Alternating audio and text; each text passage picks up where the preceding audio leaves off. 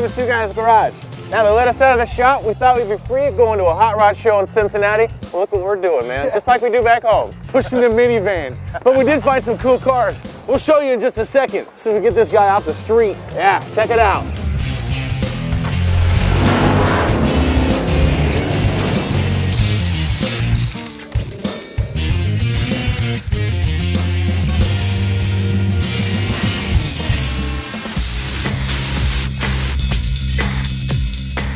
This is way nicer, warmer. Great way to show off some cars. Come on. This is the Cavalcade of Customs right here in Cincinnati. Yeah, we got rat rods, old sprint cars, old hot rods, muscle cars, an unbelievable parallel parking job. All right, we got a lot to see. We're gonna split up, hit the floor. You're gonna come with us. Let's go.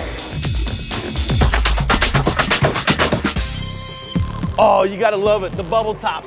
This was the rage back in the mid to early 60s. This was designed by a guy named Dean Jeffries. He went over to Germany during the Korean War, learned some pinstriping skills, brought it back to Southern California, started designing cars, teamed up with a guy named Kenneth Robert Howard. You might know him better as Von Dutch.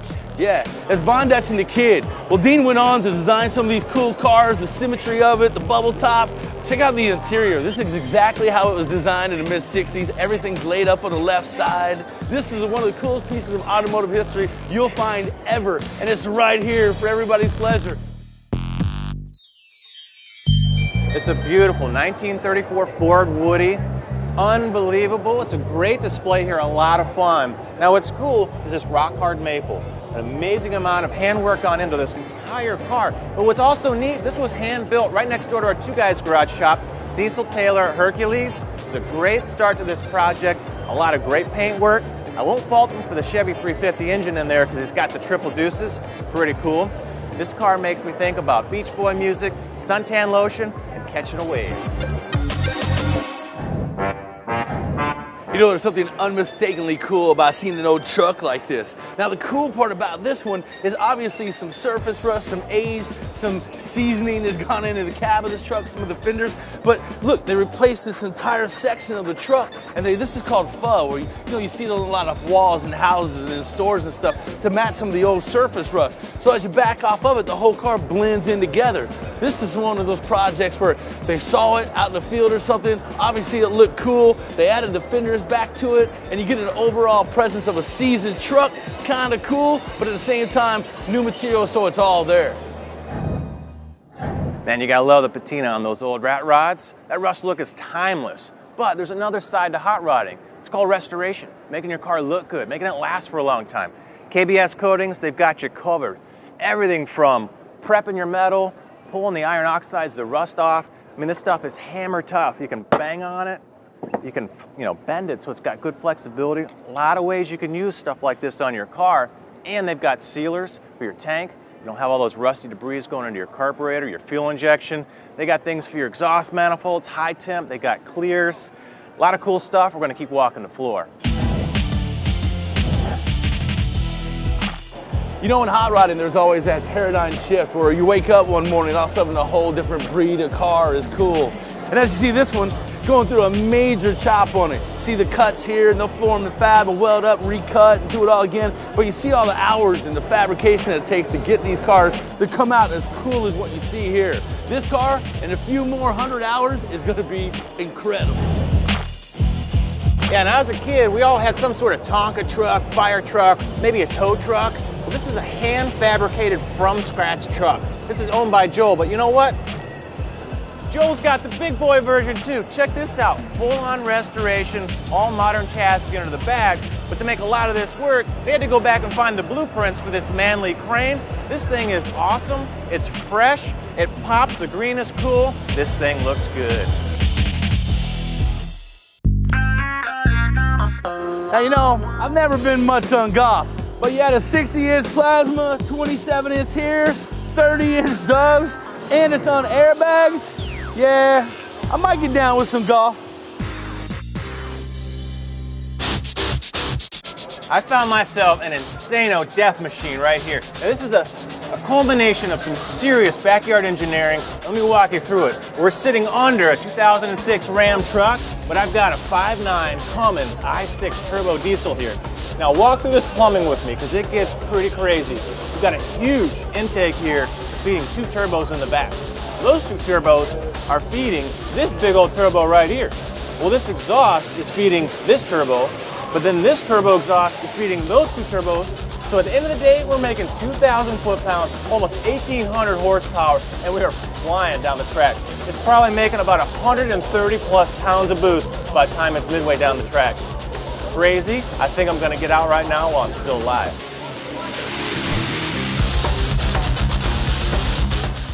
We're gonna take a break. When we come back, it's the KOI Cavalcade of Customs.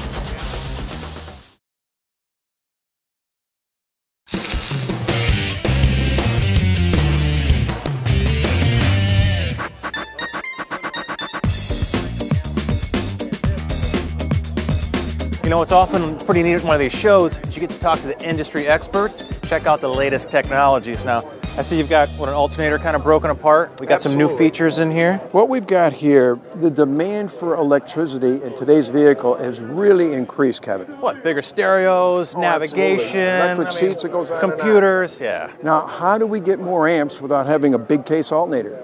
Remy has just recently got the patent on a stator winding. This is a conventional stator here, where the wire is round. With this particular stator winding here, the wire is square. So you can pack them in tighter. Absolutely. You can get There's no air pockets. Density. No air pockets. So you can get a lot more amperage in the same space. Very cool. All right, moving down, what else do we have? Let me just show you this cap here. If you take this case, this component right here, the voltage regulator, now they have not only one, but they got 2 computers that can shut it off. Now here's the benefit. The vehicle's going down the road, it takes almost 8 horsepower to spin that pulley. If the computer senses there's not a need for a lot of amps, they can shut the alternator off, the 8 horsepower, right to the wheels, net benefit. Well, you can freewheel it, and at $4, $5 a gallon, who wants to be charging nothing? Oh, you know, you're absolutely right. Remy, on our aftermarket side, or Delco Remy, on our heavy-duty side, we're deeply committed to make sure that our products, once they go on the vehicle, that he only has to look at it one time the day he installs it. So end of line, before it goes in the box, before it gets shipped, you guys can load test it. You can put it through all the simulations, make sure that's good. We're deeply committed to the quality story. Man, great technologies. Appreciate you sharing with us. We appreciate the opportunity. Now, you know, when you see a KOI Vendor of the Year award, you're dealing with somebody pretty special. Dorman, they got here just after the car showed up. And these guys, you've probably known them for backing plates, dust shields, remanufactured clusters, but they've jumped all kinds of crazy into the world of complex electronics. Why don't you tell me about some of the stuff you got here, Dimitri? Well, what we got here is a fuel pump driver module. It's used on the Ford returnless fuel systems. Basic failure mode is corrosion, causes water intrusion. We redesigned it. We engineered the entire part. It's got a powder coating on it to avoid the corrosion. Custom standoffs that actually bring the aluminum away from the steel, which actually keeps reduction on the electrolysis. I know this fuel injection control module here, you guys have done a whole world of re-innovating. Why don't you tell me about that? We redesigned the entire part, basically. We staked the components down to actually resist the vibration and actually keep the solder joints from cracking, which is the primary failure. Right, it would heat up on a valve cover or something and wear out. And it would cause the voltage to go down. There you go. Dorman, handling complex electronics like you would not believe. Nice work, Dimitri. Appreciate it. Thank you very much. All kinds of cool stuff at the Cavalcade of Customs Car Show. Ah, cool. All right, shocks. Now check this out. This is a mono tube. You can see the floating piston. It separates, the oil from the nitrogen gas. This is kind of typical. This is a twin tube, so you can see the inner and the outer tube shells. Now these are KYBs. This is what we used on our Corvette project last year. That's right. I saw that episode, Kevin. It was great. That was a lot of fun because that thing was a little sloppy when we got it, but man, once we put those on, that thing rid like rails, Well, shocks and struts wear as the vehicle is operating, and when you replace them, it makes a marked improvement in the vehicle's performance. Now, how many cycles typically in 10,000, 50,000 miles? Those shock absorbers or struts can cycle as many as 75 million times. 75 million? Well, I can see why they get a little tired and why we want to replace them. But I tell you what, you can feel it in the seat of your pants. It's always a good time once you've done the job. You can feel it in the seat of your pants, and you know your vehicle's safer. It's going to deliver you shorter stopping distance, better handling and control. Cool. Joe, man, good to see you again. Hey, thanks. What's up, guys? How are you? Good, good. How you doing? Hey, man, how you doing? Good. Good. Hey, what's up, Gates? Hey, How are you doing, man? I'm doing Bud? great. What do you got here? It's candy? Toothpick? Belt wear gauges. Belt wear gauges. Yeah. All right, how's it work? Well, basically old belts. Yeah, They old used belts, to they used to show cracks. Yeah, that's right. Well, not on the new ones. What this is a belt wear gauge. Okay. Basically, by taking it and putting it into the belt, if you put it in the belt and it's flush, Right. well, feel that? Yeah. That belt's old. It's worn. I would have guessed that was the new one. Yeah, now feel that one. Okay, it's raised. That's right. So Raised. the fatigue belt, it slides down in. The new belt, it rides on the grooves. That's correct.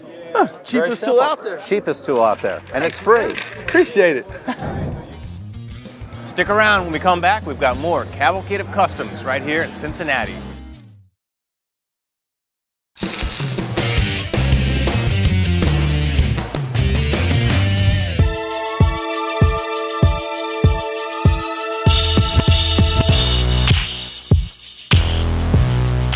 Hey, welcome back. And what the great thing about a show like this, they've got all kinds of cars, from early dragsters to sprint cars.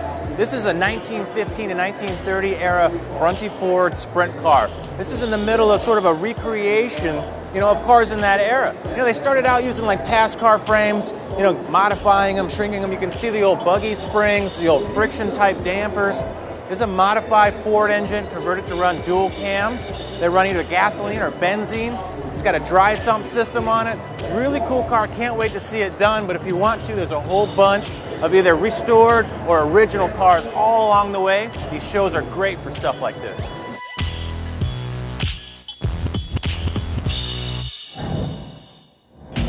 One thing that we've seen here, and it's great to see, is how many high school programs they have. Whether it's dune buggies, really cool wagons, or unbelievable John Deere tractors. How to get kids involved is give them a cool project like this to get their hands dirty, get some fab work done, and have a great time doing it. I got a heavy hitter right here. 1967 Chevelle SS 396 whoa, big block over car. here, over here. 63 Impala. Bumpers been cut and tucked. Hey, wait, man. Paint, I wasn't custom finished. dash. That's Come what back. I'm talking Come about. on. Over here, check it out. We got the big torque thrust wheels. We got the dual exhaust. We got some custom leather interior. No. Everything underneath this one, all custom tucked candy underneath this brakes. This thing is, Hey, come look at back the over here. interior. Come on. What are you talking about? I Look at wasn't this finished Impala. yet. Kidding me with that? Dude, are you gonna pimp me like that? There's only one way to settle Oh this. yeah? How are we gonna do it? We need the race. Game on. Game on, let's go. It's close. It's close. All right. Yeah. Dude, don't go over the line. Don't go over the line. I'm staged, man. Okay, you ready? On I'm three? de-staging. Ready? 3, 1, 2.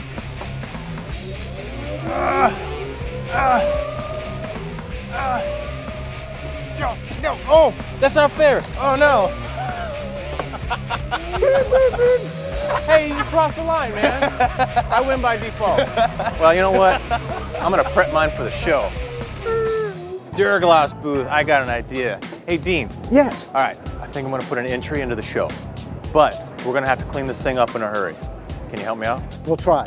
We have two choices. We've either got a car wash that I need to have a hose to rinse, or we can use this brand new rinseless wash. Well, see, that sounds good, but I think we're gonna be short on time. Okay. Maybe this time we skip that step. Let's go at it. What do you got? I've got an ultimate detail spray. All right. Let's give that a try. Start on that. I'm gonna start weeding through over here. All right, we got bug remover. Yeah, I gotta get all these bugs off the front, man. This thing's been flying way too fast. Okay. Whoa, that is really bringing those highlights out on this. Hey, Dean, those cup holders are nasty, man. Can you hook me up? We're going to use the ultimate detail spray again. Give it a good shot. Take my microfiber towel and wipe that all out of there. Oh, Duraglass, you did it again. All right, man, I gotta have the shiny rims. All right, let me get these guys all nice and polished out. Well, as good as a rusty wheel can. Then, ultra shine, tire gloss. Yeah, baby. What we're going to try to do some of this wet look in order to bring the real finish out on this. Being the wet look, it's going to reduce the amount of air drag that you've got to it. You can already see how this thing is starting to develop. Ooh, like they say in Italian, that's a nice. All right, what else we got good in here? We got, ooh, odor eliminator, perfect. Where's Willie? You know, Dean, I think this thing came out great, man. Looks great to me. I think we're gonna have to roll it in. We're gonna reap the rewards, buddy. Or you might consider yourself lucky to see one gasser at a car show, let alone find a gasser rally. From the old shoebox Chevys to the Studebakers to the 65 Comet. These are kind of car builds you never really see, and we found a whole bunch of them here.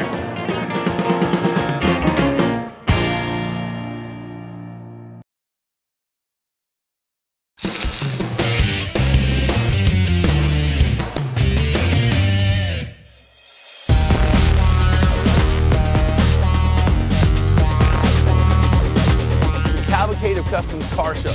Unbelievable cars, some really cool products. And there's not one hot rodder muscle car guy that's never had that speech.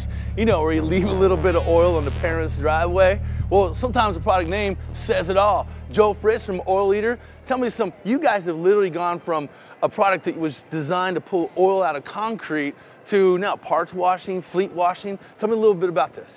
It does it all. It's a biodegradable, non-toxic, non-corrosive product. Nice. So get it on your skin or you get it on the side of your car. It's not going to hurt you. Nice. It's not going to tear anything up that way, but it's versatile. So you can use it on your shop floor. You can pull oil up out of concrete. You can even degrease engines with it. You get lunch on your shirt or on spots on the carpet. Take your dirt out of that way. Look, the name says it all. Oil Eater. Absolutely. Get some. Joe, thanks for the time. Appreciate it, man. Thank you, man. Check this out. This is a neat find. A 1958 Lloyd, Australian made, sent to Germany. I don't know how it made it to the States. I've never seen one. 19 horsepower little minibus. Apparently you stick all your friends and family in here. There's a pretty neat mantra that goes along with the Lloyd name. He who is not afraid of death drives a Lloyd. Not a lot of encouragement for me to get in this thing and go down the freeway. But it is cool and it's a neat find. These guys actually found it in a basement on jack stands. 3 or 4 guys actually just picked it up and hauled it out of the basement and took it home, and now you see it on the show for us all to enjoy. You know, I always wonder if painters' rooms are like really messy. They were always getting in trouble with their mom. I'm here with Barry Thomas from Becca. Tell me a little bit about this new waterborne gun washer. Well, our system is set up specifically for clean waterborne paint. Okay. And some things that make it unique, we have a compressed air hookup to the backside of the gun to protect the air passageways. We also have a flow brush for cleaning the air cap and the fluid tip. And we have what we call a power pistol, which basically does a pulsing flush through the spray gun. And then the final thing we have is a blowgun for basically drying off the spray gun. But the big trick is in here, right? The big trick is in here. We have our heated system where we basically will heat the water, which will basically speed up the cleaning process. There you go, man. Brand new stuff from Becca. Thanks for the time, man. We appreciate it. Thank you. One of the classics at car shows, 1941 Willys. This one's really cool. 502 big block ramjet, 510 horsepower, really cool flames. It's the first time this one's been seen. We got a lot of Willys at the show, some really cool ones. It's a fun ride, everybody loves them, but this 1968 version needs a full restoration. Need a fly by the seat of your pants, handful of vehicle to drive? Here you go, a mid-60s altered, straight axle, no brakes, big nasty Hemi, really short wheelbase. These things clicked off mid-9 times, but in 1966, this thing was king. You know, what's fun at the show, there's a lot of interactivity going on. These guys are all pinstriping. Now, this is Kevin. You've been pinstriping for how long? 4 years. 4 years? How'd you get into it? You know what? I paid somebody to stripe my bike and thought I'd try to do it myself. That way I didn't have to pay someone to do it anymore. Cool. What's the best way for somebody out there that wants to get into pinstriping? Buy a brush. Step 1. Buy some paint. Step 2. And practice. Step 3. Yeah. All right, now you know the secrets. Kev, I gotta tell you, bro, this thing looks fantastic. Dude, check it out. It's awesome. Check it out. No way. People's Choice Award, man. Come People's on. Choice Award. You might have had the fastest one. It's a vacuum one. cleaner. Yeah, but dude, yours might have been fast, but mine looked good. I'm sorry, dog. It does look good. People, my fans, they've spoken. Hey, we hope you guys enjoyed the show. Cavalcade of Customs, big thanks to KOI for asking us to come. We had a blast. We saw everything from rat rod, sprint cars, bubble top cars from the 60s. Awesome. Well, we're gonna take a break. You guys stick around. For more information about anything you've seen on today's show, check out speed.com or visit twoguysgarage.com. Closed captioning provided by Federated Auto Parts. Best parts, best people, best service.